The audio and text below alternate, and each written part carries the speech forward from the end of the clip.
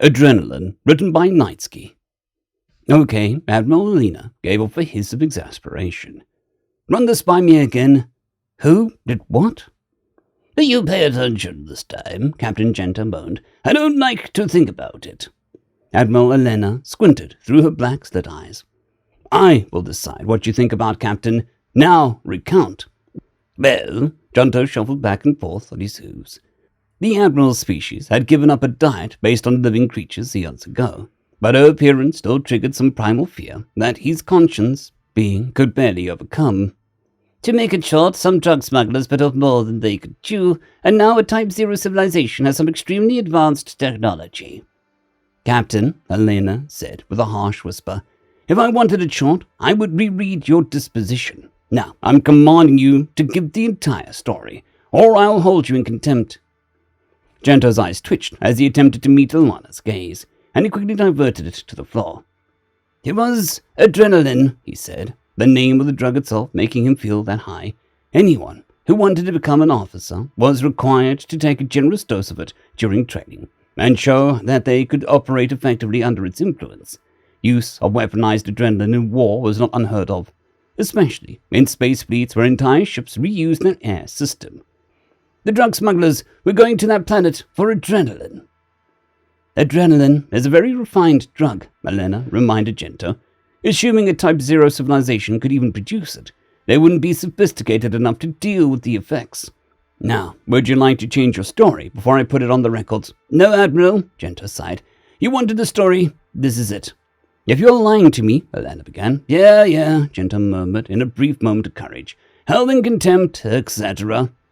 Elena stared daggers into him, and he took a step back. I apologize, Admiral. Continue, was all she said. Of course, Gento said. The civilization that exists on this planet does not manufacture adrenaline. They produce it. Naturally. I don't believe I'm following, Elena said. Do they harvest it from some natural source? No, Gento shook his head. They literally produce it. Their bodies do. When in danger, it courses through their veins. Elena was silent for a moment, as she looked Gento over for any signs of this being a foolish joke, or, even worse, a foolish lie. But despite his constant shivering, he seemed rather composed. Go on, Elena finally commanded, deciding that she would need to hear the rest of the story before coming to the conclusion of its truthfulness. The smugglers were attacking these people, Gento said, capturing them and sucking them dry for all the adrenaline. They tortured them in gruesome ways to get adrenaline pumping. The smugglers would keep these people alive for as long as possible, often in horrid conditions, before dumping their bodies off in the world where they died. Calling them smugglers is generosity at this point, Elena spoke through thinly veiled anger. I'd call it xenocide. Did you capture the smugglers? No. Gento closed his eyes as he recounted the next part of the story. The smugglers got overconfident, and one of their ships was shot down. It was captured by the world's military. They re-engineered it surprisingly fast, and suddenly they were taking out smugglers left and right. We can't blame them for defending themselves, but they didn't quit after the smugglers left. Do you mean? Elena began. Yes, Gento said. They are FTL capable. We just discovered them making incursions into our space earlier today, 6 months after first contact. Current estimates have their technological pace growing exponentially, and we expect them to be at our current level in 4 cycles. How? Elena asked. The drug, Gento explained. It makes them think faster than us. They move faster, fight in a more fierce way, and can continue through crippling injuries that would otherwise incapacitate. Why am I just hearing of this? Elena hissed angrily. If she had the vocal ability of some other species, her voice would have been booming.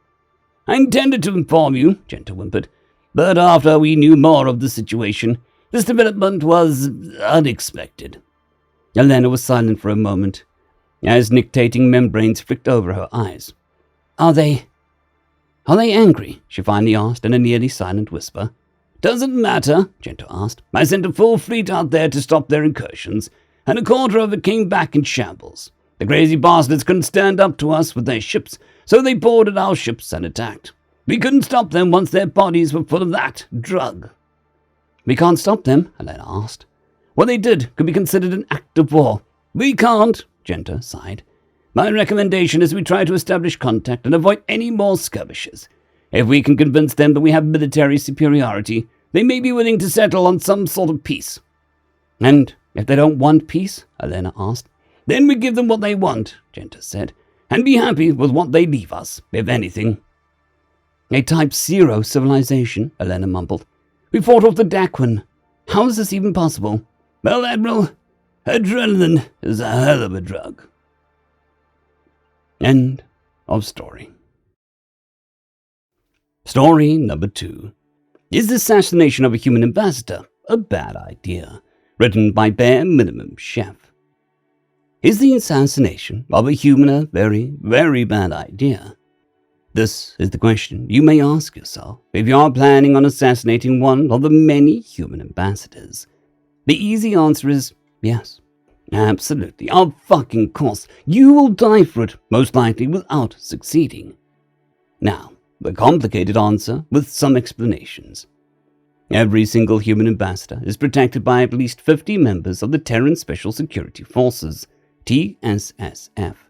If you heard about the ancient human navy of the country United States of America, and if you are familiar about the unit which was called Sea, Air and Land Teams, SEAL, they are basically that, but with more advanced weaponry, a training which would make the Crucible look like child's play, and probably more cyber, neuro and bio enhancements than any living being, including humans themselves, can safely handle. But I'm getting ahead of myself, because they are neither the first nor the scariest part of the defense a human ambassador has. The first defense you have to overcome is frisking. Humans have, as you are aware, a better eye for details than any other species in the entire galaxy by a long shot. They can notice single specks of dust in the air on a sunny day, if untrained. If properly trained, they can tell when and how you move before you are aware of it yourself. So getting any kind of dangerous item past the frisking team is a challenge in of itself. The second stage is the AI-controlled electronic surveillance. Every single event in which a human ambassador is present is more strictly surveyed than most of our nation's leaders on a bad day. On a good day, they know how long you are taking a piss 6 blocks away in your very own panic room, and can tell you that you have cancer from seeing the molecules in your urine, that it is enough to shake 3 times instead of 6, and can call an airstrike at the last drop in your pants without touching your precious parts. The third defense of every human ambassador is a special survival and danger prevention training, SSDT, which they personally undergo before becoming ambassadors. From training with small arms, tactical movement, understanding battle plans, driving everything from a bike to a tank themselves, general survival training, counter-interrogation techniques, blending in with every environment, hunting and killing strategies, command and lead of battle troops, all of that on top of their diplomatic training. They can spot danger to them as easily as any TSSF or AI surveillance. Of course, the fourth stage of defense is the TSSF. But be not fooled. They will neither directly attack nor hunt you if you escape. They are merely there to prevent you from killing their protectee. That is part of the Special Forces detachment, which acts as a QRF. They will hunt you to Hull and back, which is the scariest part. They will not stop until you and everyone else involved is dead. Not arrested, dead. But it is most likely that you will never make it off the grounds if you are getting caught. If given the chance, the TSSF will arrest you and probably beat the shit out of you in the process. But let's say that you got through all of that. Let's say that you are standing before the ambassador that you were trying to kill and got past the frisking, overcame the AI surveillance, and got past every member of the TSSF unnoticed. You are alone in a hermetically sealed room with your target, weapon in hand. You will still fail. Because if a human ambassador just so much as suspects the speck of dust on the wall is dangerous, they will not show up, but send a bio-robot double instead, which they are directly controlling from a safe distance of a couple 100 light years away. So, you have to adjust to all of that. You can't get close to them. Be honest, nobody's going through all of that without someone suspecting something is up. Maybe you can snipe the ambassador instead. Nope. On speeches, they are not only protected by all of that which I mentioned above, but also personal anti-laser and anti-ballistic shield generators. a couple centimeters of laser-resistant and bulletproof glass, but also the very best counter-snipers in the entire galaxy, assisted by the most advanced targeting technology in their rifles. Poison is then definitely going to work, you think? Also, no.